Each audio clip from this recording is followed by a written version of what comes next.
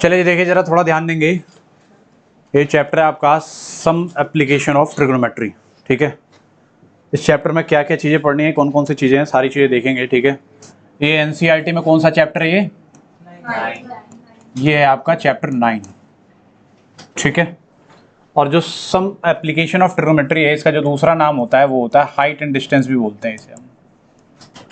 क्या बोलते हैं हम इसे? हाइट एंड डिस्टेंस भी कहते हैं।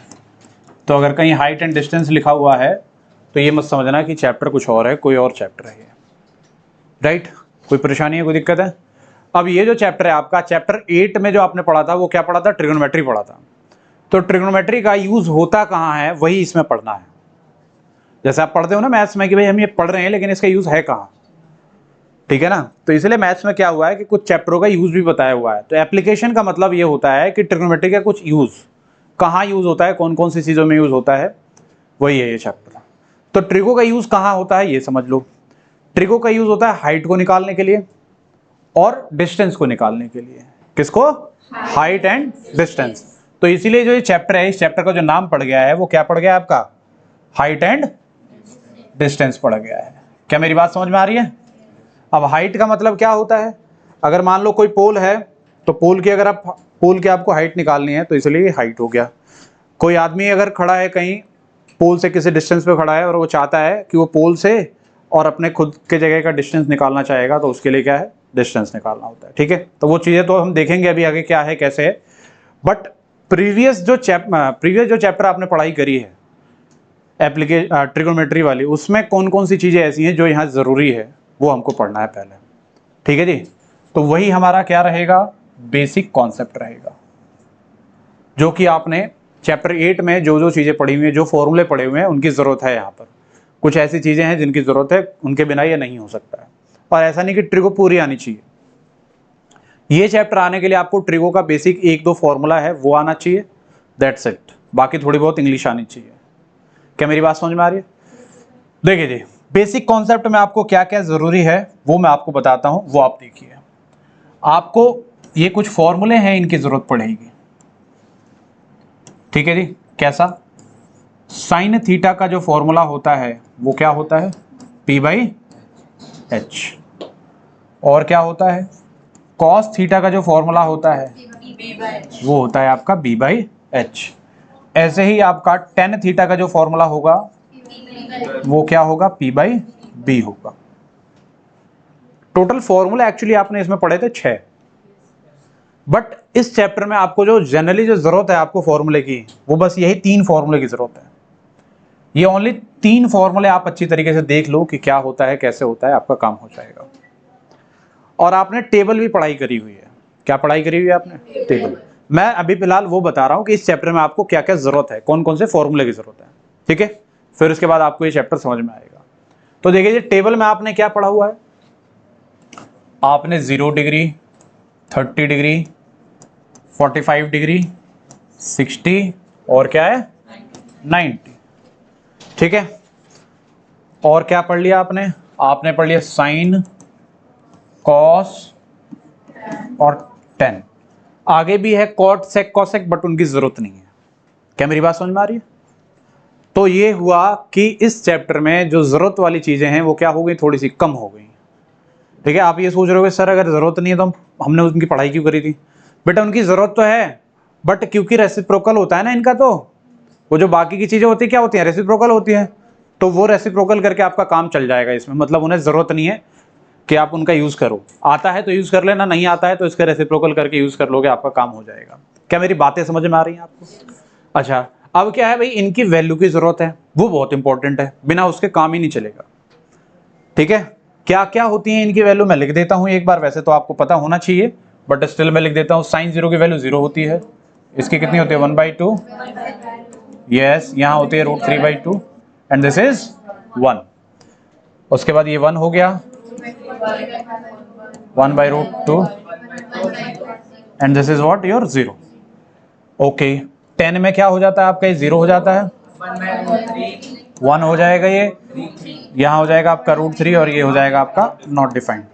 अब मैं आपको एक बढ़िया चीज बता देता हूँ। बढ़िया चीज ये है यहाँ पर कि जो 0 डिग्री वाले जो वैल्यू है 0 डिग्री वाली जो वैल्यू है इनकी जरूरत नहीं पड़ेगी, और जो 90 डिग्री वाली वैल्यू है इनकी भी जरूरत नहीं पड़ेगी। तो पड़ेगी किसकी जरूरत भाई? इनकी पड़ेगी, 30, 45 और 60 वालों की जरूरत पड़ेगी। क्या मेरी बातें समझ में आ रही हैं? तो यहाँ क्या है, इस चैप्टर में आपको सिलेक्टेड चीजों की जरूरत है। वैसे तो याद सारा रखो भाई, क्योंकि आपको 8 चैप्टर भी पढ़ना है और उसका भी एग्जाम देना है, नहीं समझे? बट ये है कि इसमें इनसे काम आपका चल जाएगा। कोई परेशानी है, कोई दिक्कत है? तो प्रीवियस चैप्टर की कौन कौन सी चीजें जरूरत है वो मैंने आपको बता दिया। अब इनका अप्लाई कैसे करना है, किस तरीके से यूज करना है, ये सारी चीजें मैं आपको आगे बताऊंगा। ठीक है, डन है? कोई परेशानी है, कोई दिक्कत है, मुझे बताइए। नहीं है तो आप एक काम करिए, 1 मिनट या 2 मिनट में आप इसे पहले पूरे को नोट करिए एंड देन उसके बाद हम आगे चलते हैं। आई नो कि आपको ये याद होगा या याद नहीं भी होगा, बट स्टिल आपको नोट तो करना ही है। ठीक है, नोट इट डाउन। तो ये बेसिक चीजें जो कि फॉर्मूले हैं आपने देख लिया अच्छी तरीके से, है ना? आगे चलते हैं, हम देखते हैं हमारे इस चैप्टर में और क्या क्या पढ़ना है, कौन कौन सी चीजें पढ़नी है। देखिए जी, यहां पर आपके पास 2 चीजें आ जाती हैं। कौन कौन सी 2 चीजें? Angle of elevation and angle of depression. अब ये क्या होता है इसको मैं आपको समझाऊंगा। बड़ा सिंपल सा चीज है ये, ध्यान से देखेंगे। सबसे पहला है आपका एंगल ऑफ एलिवेशन। ठीक है जी, ये जो एंगल ऑफ एलिवेशन है इसका क्या मतलब होता है मैं आपको भी समझाऊंगा। एक ही लाइन में आपको ये समझ में आ जाएगा कि एंगल ऑफ एलिवेशन क्या हो गया और एंगल ऑफ डिप्रेशन क्या हो गया। ठीक है, ध्यान से देखो। अगर आप नीचे से ऊपर देख रहे हो किसी भी चीज को, या कहीं से भी आप खड़े हो और आपका आंख अगर ऊपर की तरफ देख रहा है या आपका हेड ऊपर की तरफ है, तो उसे बोलते हैं एलिवेशन। क्या बोलते हैं उसे? एलिवेशन। और अगर आप कहीं भी खड़े हो और आप नीचे की तरफ देख रहे हो तो उसे हम बोलते हैं डिप्रेशन। क्या बोलते हैं उसे हम? डिप्रेशन। क्या मेरी बातें समझ में आ रही है, मुझे बताइए। देखिए जरा, ये आपका आई है, सिंपल। यहां से आप ऊपर की तरफ देख रहे हो, ऑब्जेक्ट ये रहा, तो ऊपर की तरफ देखोगे तो कौन सा एंगल बनेगा यहां पर? एंगल ऑफ एलिवेशन बन जाएगा। ठीक है, और यहां से अगर आप नीचे की तरफ देख रहे हो, मैंने आपको बताया अभी, ऑब्जेक्ट मान लो यहां है तो नीचे की तरफ ही देखोगे ना, तो ये जो होता है इसको हम क्या बोलते हैं? Angle of depression. अब ये चीज क्यों है यहां पर वो मैं समझाता हूं। ये तो एंगल ऑफ एलिवेशन डिप्रेशन तो 1 सेकंड में समझ में आ गया। क्या? ऊपर देख रहे हो एलिवेशन, नीचे देख रहे हो डिप्रेशन। क्या मेरी बात समझ में आ रही है? यहां पर जो मुझे तुम्हें समझाना है, ये यहां पर मैंने क्यों लगाया हुआ है, यहां पर लगाया हुआ लाइन ऑफ साइट के लिए। किसके लिए? लाइन ऑफ, समझिए लाइन ऑफ, इसका यूज कहीं है नहीं वैसे, बट लाइन ऑफ साइट होता क्या है वो भी समझ लो। मान लो आप यहां पर खड़े हो, आप यहां से कोई चीज ऊपर की तरफ देख रहे हो, एंगल ये ऑब्जेक्ट ये रहा, यहां आप देख रहे हो, यहां से इसको आप देखोगे तो एक तरीके का क्या बनता है आपका? लाइन बनता है। जैसे मान लो ऐसे करके मैं ऊपर देख रहा हूं, ये तो एक तरीके से लाइन बनेगा। ये इमेजिनरी लाइन बोलते हैं जिसे, वो जो लाइन बनता है ना, ये इसको हम बोलते हैं लाइन ऑफ साइट बोलते हैं। ये वाली जो लाइन है ना, ये जो लाइन है, इसको लाइन को क्या बोलेंगे हम? लाइन ऑफ साइट बोलेंगे। ऐसे ही आप नीचे की तरफ देख रहे हो तो एक तरीके से एक लाइन बन रही है, तो इस लाइन को भी आपको क्या बोलोगे? समझ में आ गया? जब हम किसी चीज को देख रहे होते हैं तो एक इमेजिनरी लाइन, वैसे तो बहुत सारी लाइनें होती हैं बट एक इमेजिनरी लाइन होती है, वो जो लाइन होती है उसको हम बोलते हैं लाइन ऑफ साइट। एलिवेशन में भी हो सकता है, डिप्रेशन में भी हो सकता है। कोई दिक्कत, कोई प्रॉब्लम? एक चीज और समझिए, यहां पर है हॉरिजॉन्टल लाइन। कौन सी लाइन? Horizontal line. मान लो आप यहां से देख रहे हो, जैसे मेरी आंखें यहां हैं, यहां से मैं ऊपर देख रहा हूं और यहां से नीचे देख रहा हूं, तो आंखों के बिल्कुल पैरेलली एक लाइन जा रही होगी ना, आंख के बिल्कुल पैरेलली, उस लाइन को हम क्या बोलते हैं? हॉरिजॉन्टल। जहां से ये डिसाइड होता है कि एलिवेशन क्या होगा, डिप्रेशन क्या होगा। क्या मेरी बात समझ में आ रही है? तो क्लियरली समझ में आ गया एंगल ऑफ एलिवेशन क्या होता है, एंगल ऑफ डिप्रेशन क्या होता है। एक्चुअली क्या है, ध्यान से देखिए, यहां पर बात यह है कि एक ऑब्जेक्ट यहां है, ठीक है जी, एक ऑब्जेक्ट क्या है आपका? यहां पर है, और आप यहां पर, आपकी आंखें हैं, आप यहां से खड़े होकर क्या कर रहे हो? देख रहे हो। ये आपने देखा, और इसके पैरेलली एक कौन सी लाइन जाएगी आपकी? Horizontal line. तो इसके बीच में ना एक एंगल बन रहा है, ये क्या बन रहा है? तो ये जो एंगल बन रहा है इसको हम बोलते हैं एंगल ऑफ एलिवेशन बोलते हैं। समझ में आया? सिंपल है ये तो। ऐसे ही मान लो अगर ऑब्जेक्ट नीचे ही चला जाए, यहां आ जाए ऑब्जेक्ट हुआ, तो हॉरिजॉन्टल और जो ऑब्जेक्ट है उसके बीच में जो एंगल बनेगा इसको हम बोलते हैं एंगल ऑफ डिप्रेशन। समझ में आया बेसिक सा कॉन्सेप्ट? एलिवेशन क्या होता है, डिप्रेशन क्या होता है? तो क्वेश्चन में तुमको बोलेगा कि अगर एंगल ऑफ एलिवेशन बन रहा है तो आपको सिंपल सीधी सी बात है ऊपर की तरफ आपको बनाना है, ठीक है। डिप्रेशन बोलेगा तो क्या देखोगे आप, नीचे की तरफ। तो ये तो एक बेसिक सी चीज से क्लियर हो गया। कोई परेशानी है, कोई दिक्कत है इस चीज से?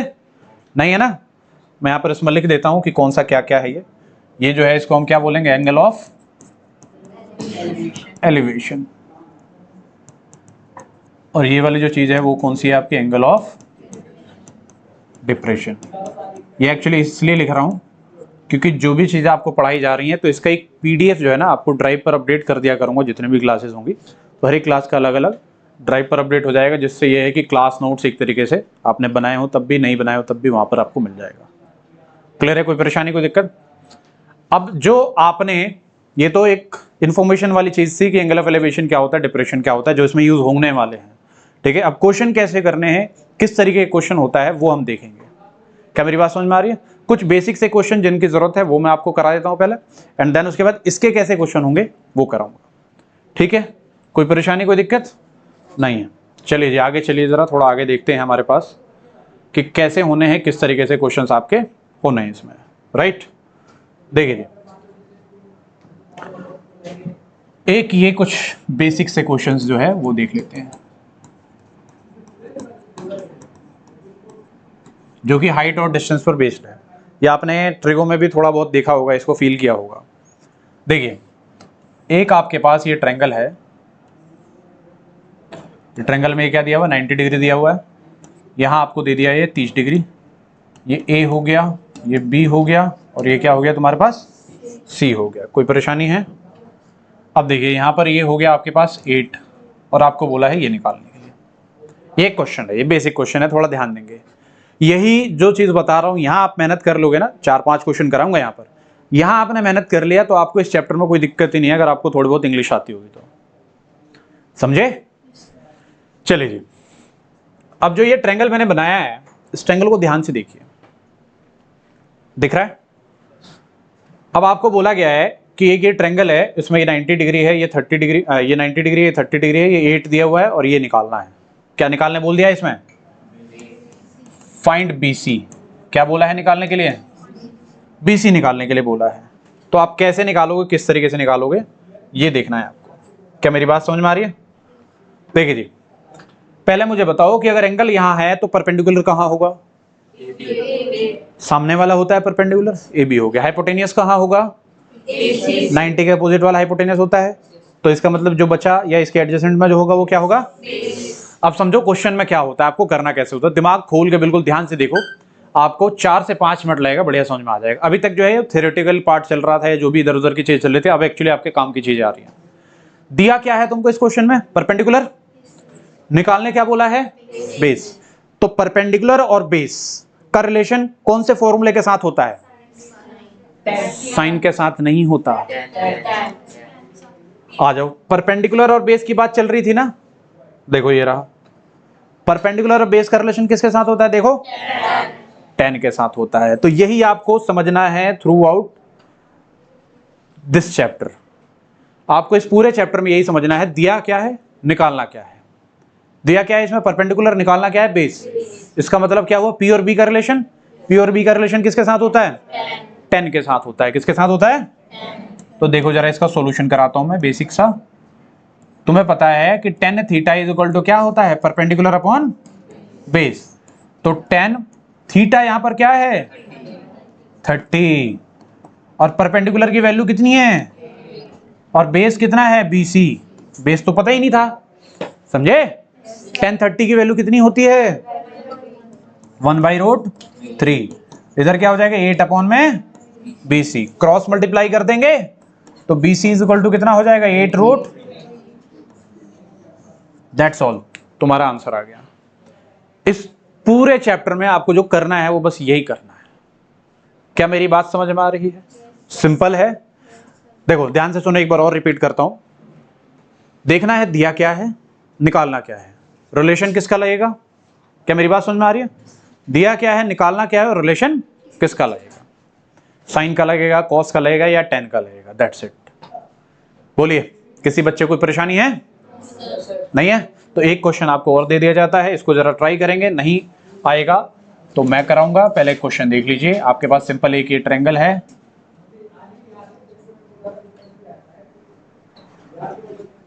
सिंपल ऐसे बना देता हूं, देखो ए बी सी, यहाँ पर ये 60 डिग्री हो गया, यहाँ हो गया 4, आपको ये निकालना है, लिख देता हूँ फाइंड ए सी। एक और क्वेश्चन आप देख लेंगे, ये आपको समझना बहुत इंपॉर्टेंट है, इसी से ही आपका सारा क्वेश्चन है। यहाँ है आपका 45 डिग्री और आपको बोला है, ये दे दिया गया है 10, बोला ये निकालो और ये भी निकालो, मतलब इसमें आपको क्या निकालना है, find A B and B C. ध्यान से देखिए जरा, ये दो क्वेश्चन ट्राई करिए, नहीं आएगा तो मैं कराऊंगा, अच्छे तरीके से देखिए। निकाल दिया क्या है, निकालना क्या है, रिलेशन किसका लगेगा, दैट्स इट, और कुछ नहीं करना, प्रॉपर तरीके से करिए फटाफट। चलिए जी देख लीजिए, आपने कर लिया होगा तो ठीक है, नहीं तो मैं करा देता हूं एक बार। देखिए इधर ये जो क्वेश्चन है इसमें क्या दिया हुआ है, देखो एंगल यहां पर है तो ये परपेंडिकुलर हो गया, ये क्या हो जाएगा तुम्हारा बेस, और ये क्या है, तो दिया क्या है बेस और निकालना क्या है हाइपोटेनियस, तो फॉर्मूला किसका लगेगा, cos theta is equal to क्या होता है, बेस अपॉन हाइपोटेनियस। थीटा की वैल्यू कितनी है 60, बेस कितना है तुम्हारा 4 और हाइपोटेनियस AC, सही है।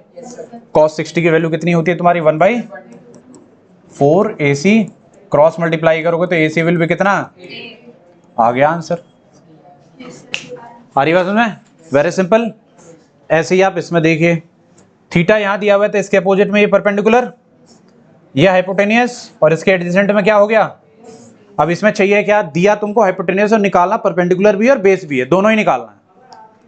तो कैसे फाइंड करेंगे, तो पहले आप कोई सा भी निकाल लो, पहले परपेंडिकुलर निकाल लो, ठीक है, फिर उसके बाद में बेस निकाल लेना। तो मान लो परपेंडिकुलर निकालना है, हाइपोटेनियस दिया हुआ है, तो फॉर्मूला किसका करोगे use, sine theta is equal to क्या होता है, perpendicular upon hypotenuse. Sine theta की वैल्यू कितनी दी गई है 45, परपेंडिकुलर दिया गया है क्या इसमें, नहीं, हाइपोटेनियस दिया गया है क्या, हाँ जी दिया गया है। साइन 45 की वैल्यू बताइए 1/√2, ये क्या होगा p/10, 10 इधर चला जाएगा, सो p विल भी कितना 10/√2, यही आएगा। अब आपको एक इंपॉर्टेंट बात मैं बता देता हूँ, जब भी नीचे रूट आएगा तो आपको रेशनलाइज करना पड़ेगा। क्या करना होगा आपको, रेशनलाइज करना ही होगा, ठीक है। तो देखिए जी रेशनलाइज कर लीजिए, √2 अपॉन में कितना हो जाएगा √2, तो यहाँ से p विल भी कितना 10√2 अपॉन में 2, तो यहाँ से ये कैंसिल हो जाएगा, कितना आ जाएगा आंसर तुम्हारा p का 5√2। बोले जी कोई परेशानी है, कोई दिक्कत है बताइए, नहीं है। अब ये क्या आ गया तुम्हारा, परपेंडिकुलर आ गया, ऐसी बेस निकाल लेंगे। बेस के लिए क्या हो जाएगा, cos theta is equal to कितना होता है b/h, बोले जी कितना होता है b/, थीटा की वैल्यू कितनी है तुम्हारे पास 45 है ना, बेस पता ही नहीं है, h कितना है 10, तो ये भी कितना हो जाएगा 1/√2 b/10, तो यहाँ से भी b की जो वैल्यू आ जाएगी वो कितनी आ जाएगी 10/√2, और इसे सॉल्व करोगे तो कितना आ जाएगा 5√2 आ जाएगा। समझ में आया क्या, तो ये चीजें आपको समझ में आ गई। कोई ट्रायंगल बना हुआ है, वहां पर क्या दिया हुआ है और क्या निकालना है, ये समझ में आ गया तो आधा चैप्टर तुम्हारा वैसे ही हो गया, ठीक है। आपको जो आगे करना होगा वो ये करना होगा कि इंग्लिश पढ़ के एक फिगर बना लेना है और फिगर बना के सॉल्व कर देना है। सॉल्यूशन में यही है, जैसे थोड़ा आगे चलेंगे तो एक ही क्वेश्चन में 2 ट्रायंगल हो सकते हैं, थोड़ा कॉम्प्लिकेशन बढ़ता जाएगा, बट जो मेन कॉन्सेप्ट होता है, जो बेसिक कॉन्सेप्ट होता है वो यही होता है। समझे कि नहीं, आगे समझ में, समझे, तो चलिए ठीक है, फिर आगे चलते हैं हम। आगे हमारा देखते हैं क्या है कैसे, एक बार इसे नोट कर लो जिन्होंने नहीं किया था, फटाफट करिए नोट। देखिए जी आपने ये बेसिक से क्वेश्चन कर लिए ना, एक क्वेश्चन आपके पास ये भी है, इसको भी देखो, ये एक एप्लीकेशन बेस्ड क्वेश्चन है, इसमें आपको देखोगे समझ में आएगा क्या है, कौन कौन सी चीजें दी गई हैं। ये आपको एक क्वेश्चन दिया गया है, ध्यान से देखो इस क्वेश्चन को। कुछ चीजें ऐसी हैं, ध्यान से सुनिए मेरी बात को, कुछ चीजें ऐसी हैं जिन्हें आप टेप से या फिर मेजरमेंट इक्विपमेंट से आप उसे मेजर नहीं कर सकते, मेजरिंग इक्विपमेंट से, ठीक है। तो ऐसे क्वेश्चनों को, ऐसे चीजों को करने के लिए जो है आप यूज करते हो कौन सा, सम एप्लीकेशन ऑफ ट्रिगोनोमेट्री या हाइट एंड डिस्टेंस। ये देखो, ये तुमको डायग्राम दिख रहा होगा, ये फिगर दिख रहा होगा अच्छी तरीके से कि ये ग्लेशियर है, ग्लेशियर का ये टॉप है ये, ठीक है। कोई बंदा यहां से देख रहा है उसे, क्या मेरी बात समझ में आ रही है? अब हुआ ये है कि ये ग्लेशियर है, ठीक है जी, हाइपोटेन्यूस दे दी गई है, मान लो किसी भी उससे हाइपोटेन्यूस पता है, क्या मेरी बात समझ में आ रही है? अब आपसे जो पूछा गया है ये एंगल जो बन रहा है वो कितने डिग्री का बन रहा है? 45 डिग्री। और आपको निकालने के लिए क्या बोला गया? ये हाइट ऑफ ग्लेशियर निकालने के लिए बोला गया। यहाँ क्या लिखा है? How tall is the glacier. तो मतलब आपको क्या निकालना है? हाइट ऑफ ग्लेशियर निकालना है। दिया क्या गया है? हाइपोटेन्यूस निकालना क्या है? एंगल यहाँ है तो इसके अपोजिट वाला परपेंडिकुलर होता है, परपेंडिकुलर आपको निकालना है। दिया गया है हाइपोटेन्यूस, पी और एच का रिलेशन लगाएंगे और सॉल्व कर देंगे, इससे आपका आंसर आ जाएगा। क्या मेरी बात समझ में आ रही है? फटाफट बताइए आंसर क्या आ रहा है सॉल्व करके। 20√2। बाकी बच्चे भी सॉल्व करिए, बाकी बच्चों को मौका देंगे सॉल्व करने का। आराम से करिए, कोई दिक्कत नहीं है, जल्दी से करिए। देखिए जी, अब आपने जो क्वेश्चन कर लिए हैं उनमें क्या है कि फिगर बना हुआ था तो आपको निकालने के लिए आया, आपने निकाल लिया, राइट। अब ऐसा है कि फिगर बन के नहीं आएगा, आपको क्वेश्चन दिया जाएगा स्टेटमेंट के फॉर्म में और वहां से आपको फिगर बनाना होगा एंड देन उसके बाद सॉल्व करना होगा। मुझे एक बात बताओ, अगर आपको फिगर बना बनाया मिलता है तो निकालने में कोई परेशानी हो रही है? इसका मतलब ये हुआ कि अगर क्वेश्चन दिया हुआ है और उस क्वेश्चन को पढ़ के आपने सही फिगर बना लिया तो आपका क्वेश्चन क्या हो जाएगा? बिल्कुल सही हो जाएगा। बेसिक छोटी मोटी अगर कहीं गलती ना हुई तो। क्या मेरी बात समझ में आ रही है? तो एक क्वेश्चन देखते हैं हम, ठीक है जी। इसका आंसर आ गया था, क्या आया था इसका आंसर बताइए? तो इसे अगर आप ए मान लो, इसे बी मान लो और इसे सी मान लो, है ना, तो जो बी और सी की बीसी की जो वैल्यू आ गई थी वो कितने आ गई थी? 10√2। ठीक है, कोई परेशानी मुझे बताइए? नहीं है। अब एक क्वेश्चन देखते हैं हम कि स्टेटमेंट दिया हुआ है और फिगर बनाएंगे कैसे आप, वो बहुत इंपॉर्टेंट है। ठीक है जी, देखिए जी, हमारे पास एक ये क्वेश्चन दिया हुआ है। इस क्वेश्चन को अच्छी तरीके से देखेंगे, समझेंगे क्या दिया हुआ है और कैसे निकालना है। ठीक है, इस क्वेश्चन में दिया गया है कि अ tower stands vertically on the ground. एक टावर है जो क्या स्टैंड कैसे हुआ है? वर्टिकली। वर्टिकली मतलब ऐसे, ठीक है। From a point on the ground which is 15 metre away from the foot of the tower. तो सबसे पहले एक टावर बना लेते हैं हम। हमारे पास एक सिंपल, हमने एक क्या कर लिया? एक ये टावर बना लिया, सही है। सबसे पहला काम ये होता है कि ऐसे क्वेश्चनों को पढ़ोगे और फिगर बनाओगे जैसे जैसे बोला गया है, एंड देन आप एनालाइज करो दिया क्या है, निकालना क्या है, उसके बाद लगा दोगे। तो देखिए, एक टावर है, वर्टिकल स्टैंड है, बोला है from a point on the ground which is 15 metre away from the foot of the tower. Foot of the tower कहाँ है? ये फुट होता है। क्या मेरी बात समझ में आ रही है? अगर बॉटम बोलता है तो बॉटम भी यही होता है, जो नीचे वाली जो चीज होती है किसी चीज के बिल्कुल नीचे, उसे हम क्या बोलते हैं? बॉटम भी बोलते हैं। क्या मेरी बात समझ में आ रही है? और अगर टॉप की बात करेगा, ये कुछ चीजें हैं, कुछ टर्म्स है जिन्हें आपको समझना रहता है, क्वेश्चन में बोला जाता है। टॉप की बात करेगा तो ये क्या है? आपका टॉप है, राइट। कोई परेशानी है, कोई दिक्कत है? अब बोला ये गया है इसमें कि from a point on the ground which is 15 metre away from the foot of the tower. Tower के फुट से जो है 15 मीटर दूरी पर एक पॉइंट है, तो मतलब यहां से यहां तक क्या हो गया आपका? 15। The angle of elevation of the top of the tower is found to be 60 degree. इस पॉइंट से जो एंगल ऑफ एलिवेशन कहां होगा? इधर ही होगा ना। The angle of elevation from this point two the top of the tower is 60 degree. तो मतलब ये दे दिया गया तुमको 60 डिग्री। क्या मेरी बात समझ में आ रही है? कितना हो गया आपका? 60। टॉप का मतलब समझ में आया ना, सबसे ऊपर। क्लियर है? आपको क्या दिया गया है? 15 मीटर, ये दे दिया गया, बेस हो गया। तो क्या निकालने बोला है? Find the height of the tower.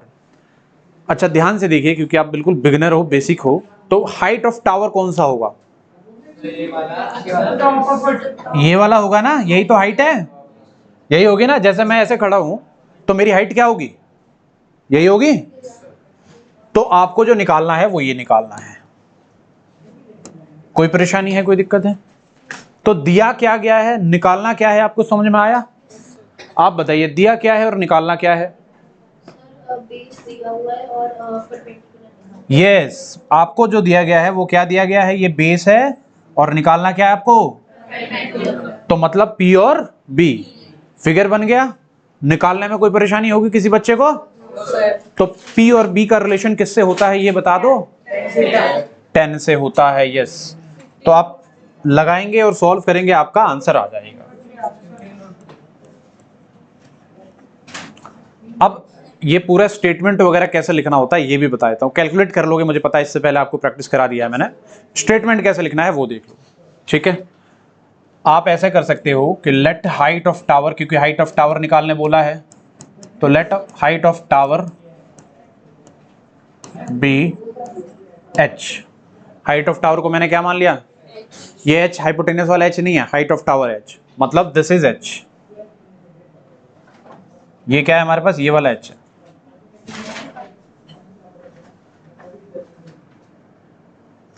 ये हो गया आपके पास h, राइट। तो हाइट ऑफ टावर आपने क्या मान लिया, h मान लिया। तो अकॉर्डिंग टू क्वेश्चन के हिसाब से tan theta is equal to क्या हो जाएगा, p बाई b, राइट। तो p कितना है तुम्हारे पास, p ये है ना, जिसे आपने क्या माना हुआ है, h माना हुआ है। और b क्या, अच्छा ये h वगैरह में अगर कहीं कोई परेशानी आ रही है, थोड़ा कंफ्यूजन होगा आपको, तो आप क्या मान लो, इसे abc मान लो। क्या मान लोगे, abc। और यहाँ h ना लिख के क्या कर लोगे आप, abc ही ले लोगे। क्या ले लोगे, abc, ठीक है। तो ये क्या हो जाएगा, b, क्या हो जाएगा, bc, राइट। ऐसे कर लो, आपको कोई कंफ्यूजन नहीं होगा। तो यहां से क्या हो जाएगा, h परपेंडिकुलर की वैल्यू आपकी कितनी आ रही है, कितनी है p की वैल्यू, bc अपॉन में बेस कितना है तुम्हारे पास 15, और 10 कितना हो जाएगा 60। तो 10 60 की वैल्यू कितनी होती है तुम्हारी, √3, और यहां से हो जाएगा bc अपॉन में 15। सो bc इज इक्वल टू कितना हो जाएगा 15 √3। अब यहाँ अगर मीटर में दिया गया होगा, जैसे 15 मीटर दिया हुआ है ना, ये मीटर है, तो यहाँ क्या लिखना पड़ेगा आपको, 15 मीटर ही लिखना पड़ेगा। बोलिए जी, किसी कोई परेशानी है, कोई दिक्कत है इस चीज से। तो सिंपली आपको कोई भी क्वेश्चन करना होगा तो ऐसे करना होगा, इस फॉर्मेट में हर एक क्वेश्चन को सॉल्व करोगे, आपका आंसर आ जाएगा। क्या मेरी बात समझ में आ रही है। तो एट द एंड आपको समझ में क्या आया कि कोई भी स्टेटमेंट लिखा हुआ है उससे आपको क्या बनाना है, फिगर बनाना है। फिगर बन गया तो आधा काम तो वहीं हो गया, ठीक है। तो ये पहली क्लास में आपने इंट्रोडक्शन देख लिया, बेसिक क्वेश्चंस देख लिए। नेक्स्ट क्लास में आपको एक्सरसाइज के क्वेश्चंस वगैरह कराऊंगा, ठीक है। उसके लिए आपको ये पूरा रिवाइज कर लेना होगा, देख लेना होगा क्या क्या है, कौन कौन सी चीजें हैं, देन उसके बाद आगे हम करेंगे, ठीक है। नोट कर लीजिए इसे।